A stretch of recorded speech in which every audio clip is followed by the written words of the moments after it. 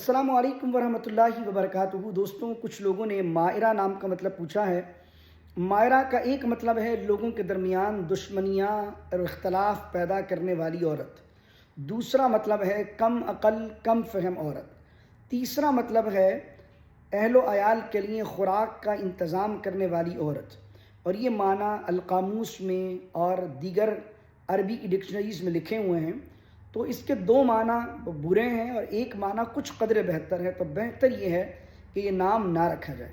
لیکن ہاں، اگر کوئی ماہر سے ماہرہ رکھتا ہے جس کے اندر میم الف اور ہے آئے گا، انگلش میں MAHIRA آئے گا، تو اس وقت یہ معنی ٹھیک ہوگا ماہرہ، وہ ماہر سے یعنی ایکسپرٹ عورت۔